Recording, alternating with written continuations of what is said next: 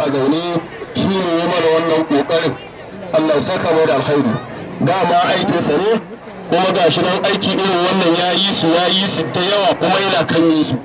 Allah ya saka mai da alkhairi. Sai an kara sautin gabatar da Allah an kara sautin na nesa ba su ƙara samar da bangarori a wannan makaranta kamar haka. Akwai bangaren islamiyya ta yamma. A wannan makaranta akwai makarantar islamiyya da ake karatu da yamma. Alal aƙalli ɗaliban wannan makaranta sun fi 1,500. Sun fi 1,500 ɗaliban wannan makaranta da ake karantar da su da yamma.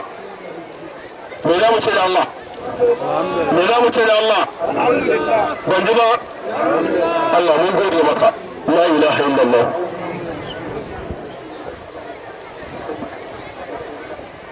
Sai ɓangaren hadda ta alƙur'ani mai girma, wanda a yau gashi idanmu ya gani. Mun ga irin jajircewar da wannan bawan Allah ya da wannan malamai suka yi a wannan guri aka samar da wa'annan masu haddan nan ta alƙur'ani. Kamar inda malam yake ta faɗa falalan nan ta alƙur'ani, mu faji ba haddan nan ta alƙur'ani ba wato abin da ba a cewa komai sai dai mu ce alhamdulillah. To wannan ɗalibai sun 18 wannan makaranta ta samar da su, kuma abin burgewa daga cikin wa'annan yara akwai wani shekarar sa uku da ɗan watanni da zuwa wannan makarantar ya haddace alƙur'ani sannan yanzu satun yake yi.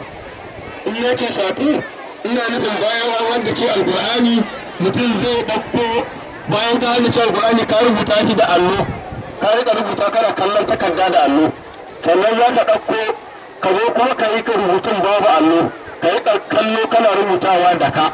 To yanzu wannan karatun yake yi.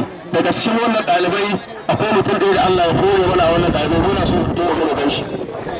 Muna so fito mutum biyu ne ma muna so su fito waje mu gan su. Ɗaya ma ya karatu a ciki, muna so su zo nan mu gan su. Saboda mu mu ne ba albarka a gurin su. Allahu Akbar. An gan su?